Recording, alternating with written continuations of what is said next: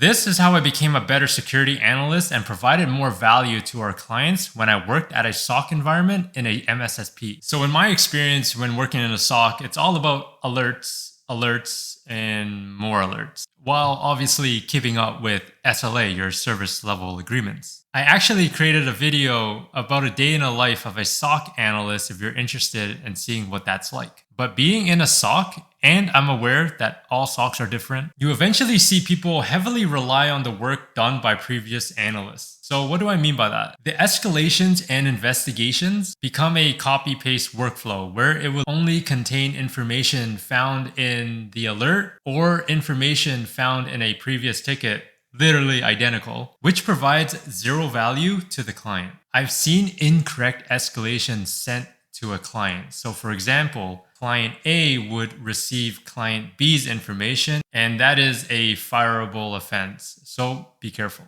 Take your time, don't copy paste. I mean, I get it, you have SLAs to meet, but at least make sure the information is correct and don't just provide information that's already found in the alert. When I noticed that this was happening more often than not, I took the time to speak with some of the analysts that were doing the copy-paste escalations because I was curious. Why?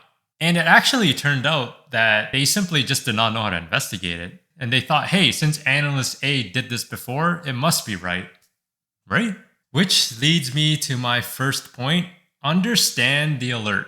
The alert had to trigger off an event, and understanding the trigger will help you with the investigation. I took it upon myself to read all documentations of existing alerts found in client environments, because in an MSSP, hopefully some of the alerts are tailored towards your clients, but I do know, and a lot of people are guilty of this, they tend to heavily rely on their EDR/SIM use cases and just hope for the best. I want to emphasize this. We have to understand the why. Number 2, similar to the first one, but understanding the kill chain and MITRE ATT&CK framework has helped me immensely. The quicker you familiarize the kill chain and MITRE ATT&CK framework, the objective of the attacker will become that much clearer. The kill chain will typically map out the steps an attacker will need to take in order to achieve their objective. And MITRE ATT&CK is similar, but it will provide you with the tactics, techniques, and procedures, aka TTPs, in which an attacker will typically perform to achieve their goals. Lesson 3, hands-on labs. If you see my previous video, I sound like a broken record, but please, hands-on labs made me go from 0 to 100 real quick. I highly recommend labs. It forces you to come up with a methodology of how to use certain tools and exposes you of what evil may look like. For example, if you get an alert about PS exec, how do you tell if that's evil or that's coming from a legitimate system administrator? Combining all 3 lessons, I was able to hone my skills and become a much better security operations analyst. Cross-training is such a big deal for me, so I made sure to share my knowledge with new and existing SOC analysts. That way, together we can provide so much more value to our clients because, hey, that's what they're paying us for, right?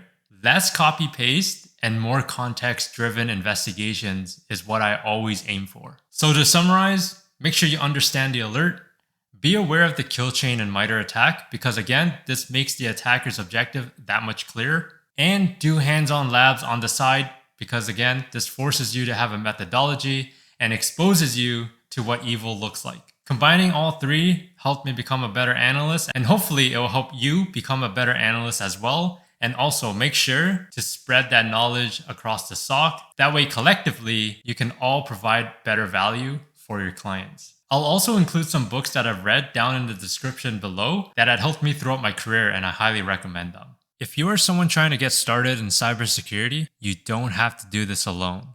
I want to help you with that journey, which is why I created a site called MyDFIR.com, which you can sign up for free mentorship, no strings attached. And this is where I'll be posting books I recommend, cybersecurity resources, and blog posts. I hope you enjoyed this video, and if you found it informative, let me know by hitting that like button and subscribe if you want to.